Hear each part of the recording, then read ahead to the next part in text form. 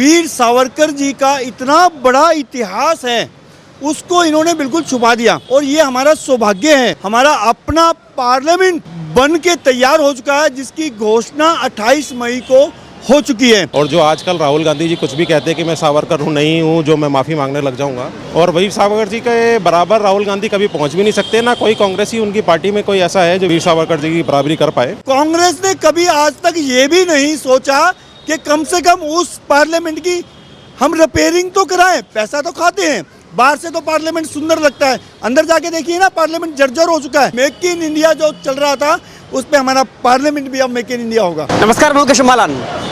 सालों से जिस भवन पर कार्य चल रहा था वह संसद भवन, यानी कि नया संसद भवन सेंट्रल विस्टा एकदम तैयार हो गया है। अब उसके उद्घाटन की तारीख भी आ गई है। भाजपा सरकार ने, यानी कि मोदी सरकार ने 28 मई को उसके उद्घाटन की तारीख नियत कर दी है, जिसका उद्घाटन खुद पीएम मोदी करेंगे। लेकिन सवाल यह है कि तारीख आते ही एक नए विवाद ने जन्म ले लिया है, क्योंकि 28 तारीख को ही वीर सावरकर का जन्मदिन है और उसी दिन यहाँ सेंट्रल विस्टा का उद्घाटन करने वाले हैं। अगर बात करें, कांग्रेस के जयराम रमेश ने सवाल खड़े कर दिए, आखिर इसी दिन को क्यों चुना गया है?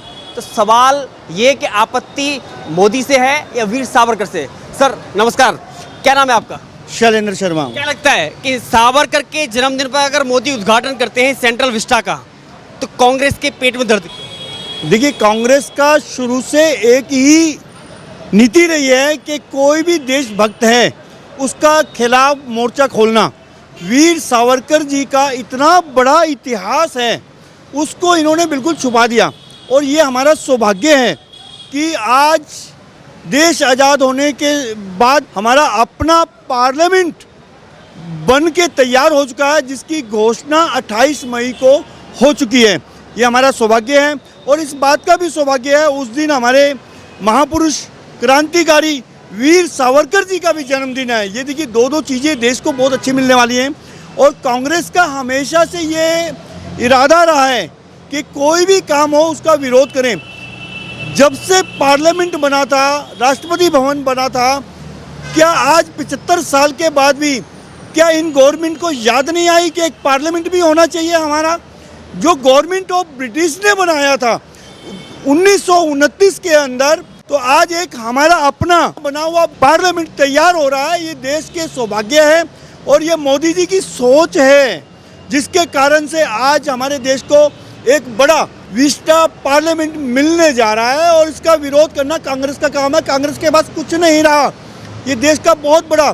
और मैं तो एक प्रत्येक देशवासियों को इस शुभ अवसर पर बधाई देना चाहता हूँ कि अब हम हमारे बच्चे फख्र से कह सकते हैं कि ये पार्लियामेंट हमारे देश के प्रधानमंत्री जी ने और हमारे देश के जो आज़ाद देश के जो मजदूर थे, उन्होंने अपने रात दिन मेहनत करके बनाया है। ये हमारे लिए बहुत बड़ा सौभाग्य है। मेक इन इंडिया जो चल रहा था, उस पर हमारा पार्लियामेंट भी अब मेक इन इंडिया होगा। एक और बात है, जैसे ही सेंट्रल विस्टा के उद्घाटन की तारीख आती है, ऐसे ही कांग्रेस अपना विरोध दर्ज कराती है। क्या नया संसद भवन उन्हें अच्छा नहीं लग रहा है?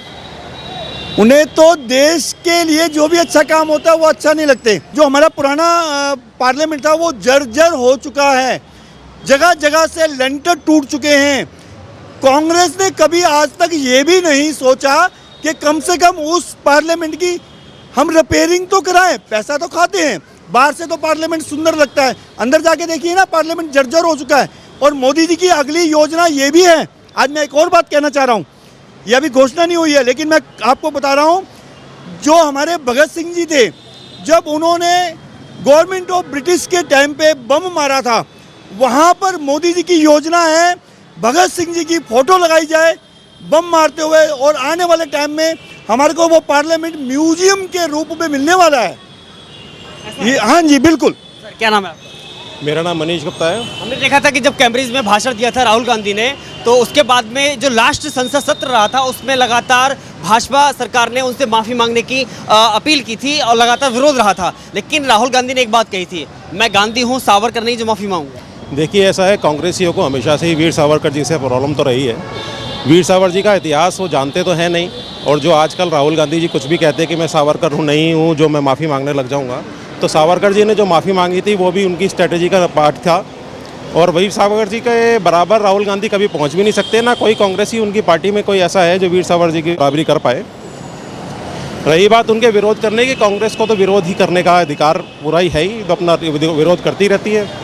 किसी भी बात पे कोई भी काम अच्छा होने वाला होगा हिंदुस्तान के अंदर तो वो उस पर विरोध करने लग जाती है। ये वही कांग्रेस है जो हमारी सर्जिकल स्ट्राइक पे भी सवाल उठाती थी कि भी सर्जिकल स्ट्राइक तो हुई नहीं है, तो पार्लियामेंट पे सवाल उठाना कोई बड़ी बात नहीं। यही कांग्रेस है जो कहती थी कोविड के टाइम पे जो मोदी जी ने टीकाकरण, जो इतने बड़े लेवल पे टीकाकरण कराया जिसकी आज पूरी दुनिया में तारीफ होती है, कांग्रेस कहती थी कि ये सब मोदी जी की मिली भगत है और उनके अपने दोस्तों के ही सब। आज मोदी जी के ऊपर उंगली उठाते हैं जी अडानी ने ये कर दिया, अडानी ने वो कर दिया। तो कांग्रेस का तो काम ही यही है कि वो हर बात पे ही विरोध प्रदर्शन करती है अपना, बल्कि उसका कोई नतीजा नहीं निकलता है। लेकिन और कांग्रेस ने जो कर्नाटक में अभी जो जीत हासिल करी है वो किसी और तरीके से जीत हासिल करी है, उसका मतलब ये ना समझे कि 2024 में उनको अच्छे प्रदर्शन का मौका मिल जाएगा। अगर बात करें 2024 की चुनाव की वो अलग बात है, लेकिन बात करें उस संसद भवन की कि जब 75 साल से हम लगातार आज़ाद होने के बाद से उसी पुराने जो ब्रिटिश शासनकाल में बनवाया गया था उसी संसद भवन में हम संसद चला रहे थे, लेकिन आज खुद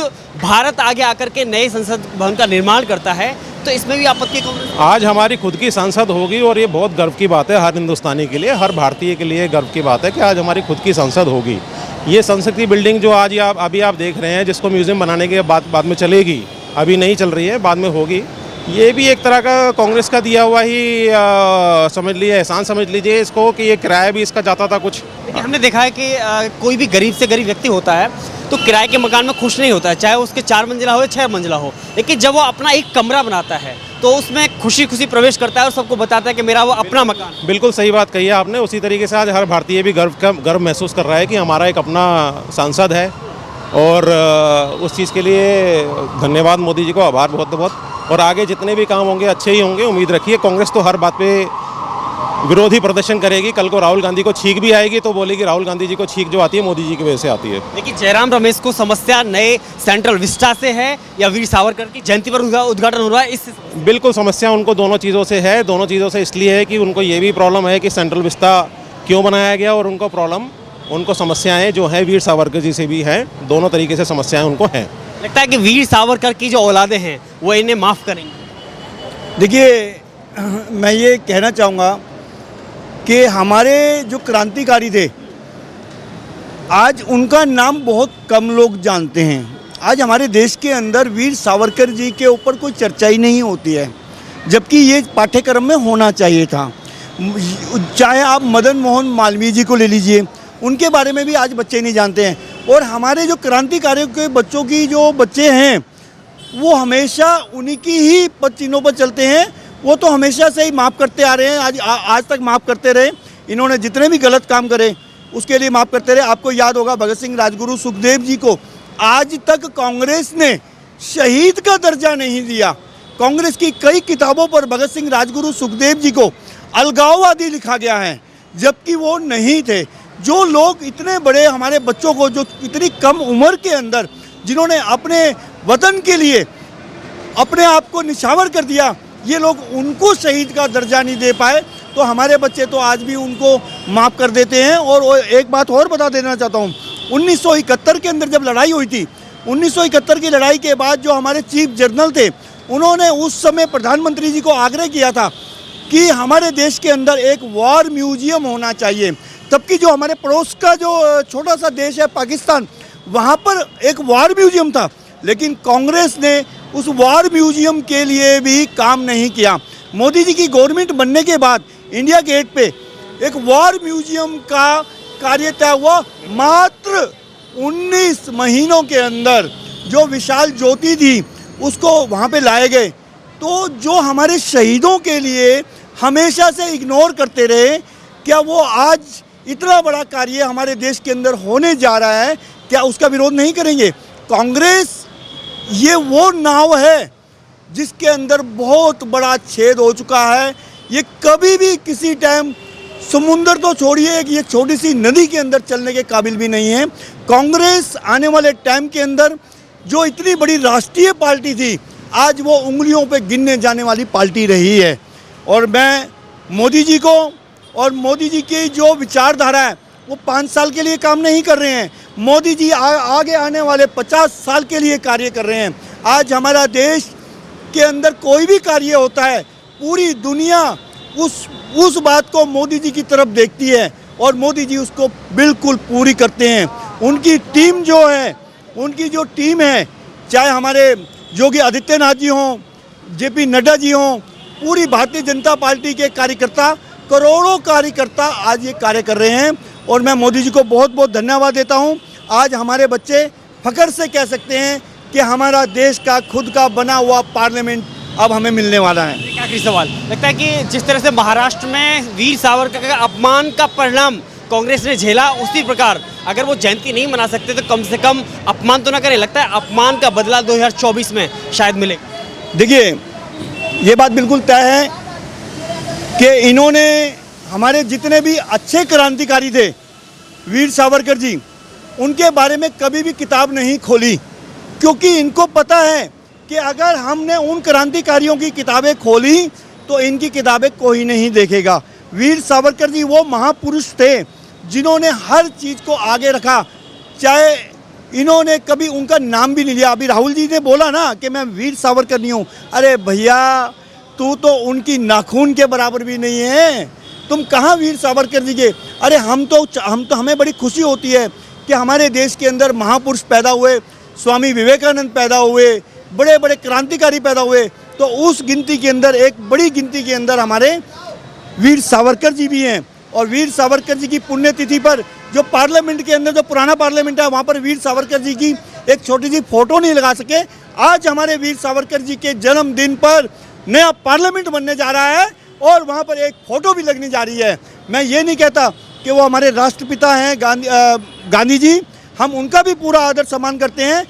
जितने भी हमारे क्रांतिकारी हैं उनका भी आदर सम्मान होना चाहिए। और मोदी जी ने एक सबसे बड़ा कार्य किया है, जिन मजदूरों ने रात दिन लग करके उस पार्लियामेंट को बनाया है, एक गैलरी बनाई गई है, जितने भी उन मजदूरों ने काम किया है उनकी भी एक फ़ोटो लगेगी। आने वाले इतिहास में उनकी पीढ़ियां भी कह सकती हैं कि हमारे पापा जी ने, हमारे दादाजी ने, हमारे नाना जी ने पार्लियामेंट का निर्माण किया है, जाके देख लो उनकी फ़ोटो लगी है। इन्होंने सिर्फ अपने गांधी परिवार के अलावा किसी की फ़ोटो नहीं लगाई है।